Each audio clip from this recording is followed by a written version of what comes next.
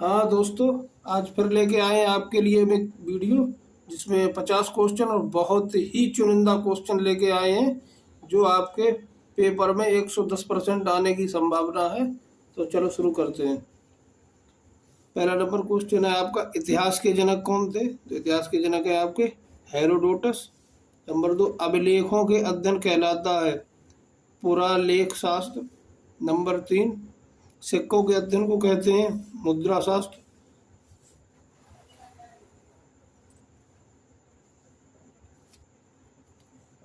है आपका, हड़प्पा कालीन मोहरें कहाँ से प्राप्त हुई थी? तो हड़प्पा कालीन मोहरें प्राप्त हुई थी आपके मेसोपोटामिया से। पांचवा नंबर, हाथी गुम्फा के अभिलेख किसने लिखवाए? बहुत ही इंपॉर्टेंट क्वेश्चन है, इसे बिल्कुल ध्यान में रखना है। इसका आंसर है आपका कलिंग के राजा खारवेल ने बनवाए थे हाथी गुम्फा के अभिलेख। छठवा है, प्रयाग प्रशस्ति अभिलेख किसने लिखवाए थे? प्रयाग प्रशस्ति अभिलेख लिखवाए थे समुद्रगुप्त ने। प्रयाग प्रशस्ति अभिलेख लिखवाए थे समुद्रगुप्त ने। अगला है आपका, रुम्मनदेही अभिलेख कहाँ से प्राप्त हुए? तो रुम्मनदेही अभिलेख प्राप्त हुई आपके लुम्बिनी, जो आजकल नेपाल में है। आग की खोज किस काल में हुई? आग की खोज हुई आपकी पुरापाषाण काल में। ताम्रपाषाण काल किस काल को कहते हैं? ताम्रपाषाण काल कहते हैं नवपाषाण काल को। मोहनजोदड़ो किस नदी के तट पर था? मोहनजोदड़ो था आपका सिंधु नदी के तट पर। 11 नंबर क्वेश्चन है आपका, मृतकों का टीला किसे कहा जाता है? तो मृतकों का टीला कहा जाता है मोहनजोदड़ो को। रोपड़ पुरा स्थल कहाँ स्थित है? पंजाब में। कालीबंगा पुरा स्थल कहाँ स्थित है? राजस्थान में। लोथलपुरा स्थित स्थल कहाँ पे है? आपका गुजरात में। अगला है क्वेश्चन आपका, दायमाबाद पुरा स्थल कहाँ स्थित है? वो है आपका महाराष्ट्र में। मोहनजोदड़ो की खुदाई किसने करवाई थी? मोहनजोदड़ो की खुदाई करवाई थी आपकी राखाल दास बनर्जी, आर डी बनर्जी, इनको शॉर्ट में कह देते हैं आर डी बनर्जी। कांस्य युगीन सभ्यता किसे कहते हैं? तो कांस्य युगीन सभ्यता कहते हैं आपकी हड़प्पा सभ्यता को। मेसोपोटामिया की सभ्यता का विकास हुआ था? तो मेसोपोटामिया सभ्यता का विकास हुआ था दजला फरात नदी के किनारे। मिस्र की सभ्यता का विकास हुआ था आपका नील नदी के किनारे, से नील नदी का वरदान भी कहते हैं। अगला है आपका, क्रीट की सभ्यता का विकास कहाँ हुआ था? क्रीट की सभ्यता का विकास हुआ था आपका भूमध्य सागर के किनारे। वीडियो बिल्कुल स्किप नहीं करना, बहुत ही अच्छे क्वेश्चन आने वाले हैं आगे। हाँ, अगला क्वेश्चन है आपका 21 नंबर, चीन की सभ्यता कहाँ विकसित हुई थी? हुआंगो नदी, यानी इसे पीली नदी के किनारे, पीली नदी भी बोलते हैं। कागज का आविष्कार सर्वप्रथम कहाँ हुआ था? कागज का आविष्कार हुआ था आपका चीन में। विश्व प्रसिद्ध पिरामिड किस सभ्यता से मिले हैं? तो वो मिले आपके मिस्र की सभ्यता से। अगला प्रश्न है आपका, जैन धर्म के प्रथम तीर्थंकर कौन थे? जैन धर्म के प्रथम तीर्थंकर आपके हुए ऋषभदेव। महावीर स्वामी का जन्म कहाँ हुआ था? वैशाली के निकट कुंडग्राम में। महावीर स्वामी ने अपने उपदेश किस भाषा में दिए थे? तो उन्होंने दिए थे प्राकृत भाषा में।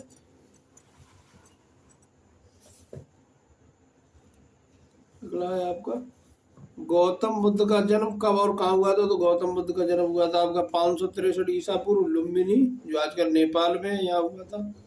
गौतम बुद्ध को ज्ञान कहाँ प्राप्त हुआ था? गया में।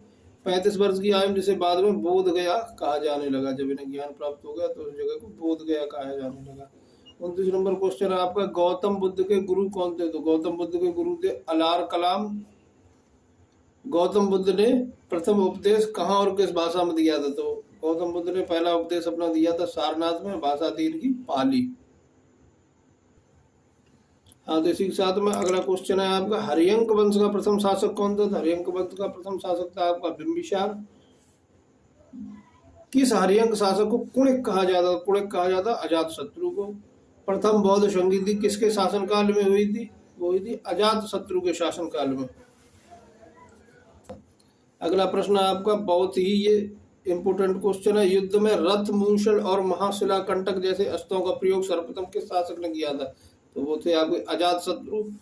अगला क्वेश्चन आपका, पितृहंता वंश किस वंश को कहा जाता? वो कहा जाता हरियंक वंश को। किसमें? प्रत्येक शासक ने अपने से पहले वाले शासक यानी अपने पिता को मार के ही गद्दी प्राप्त की थी, इसलिए इस वंश को कहते हैं पितृहंता वंश। अगला आपका क्वेश्चन है 16 महाजनपदों का उल्लेख किस ग्रंथ में मिलता है? तो मिलता है आपके अंगुत्तर निकाय में। हरियंक वंश का अंतिम शासक कौन था? तो अंतिम शासक था हरियंक वंश का नागदशक। हाँ, अगला प्रश्न है आपका द्वितीय बौद्ध संगति किसके शासन में हुई थी? हुई थी अब कालाशोक में, कालाशोक के शासन काल में। शिशुनाग वंश की स्थापना किसने की थी? शिशुनाग वंश की स्थापना शिशुनाग ने की थी। नंद वंश का प्रथम शासक कौन था? तो नंद वंश का प्रथम शासक था आपका महापद्मानंद। अगला प्रश्न है आपका नंद वंश का अंतिम शासक कौन था? वो था आपका घननंद। सिकंदर ने भारत पर कब आक्रमण किया था? वो किया था 1326 ईसा पूर्व में। सिकंदर कहाँ से आया था? सिकंदर आया था मैसिडोनिया, मकदूनिया भी बोलते हैं इसको। सिकंदर के पिता का क्या नाम था? सिकंदर के पिता थे फिलिप द्वितीय। सिकंदर के गुरु का नाम क्या था? सिकंदर के गुरु का नाम था अरस्तु। सिकंदर की मृत्यु कहाँ हुई थी? सिकंदर की मृत्यु हुई थी बेबीलोन में।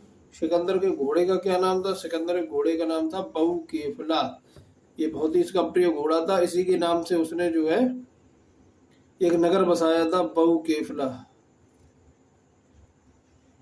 इसको ध्यान रखना, बहुत ही इंपोर्टेंट क्वेश्चन है आपका। अगला क्वेश्चन आपका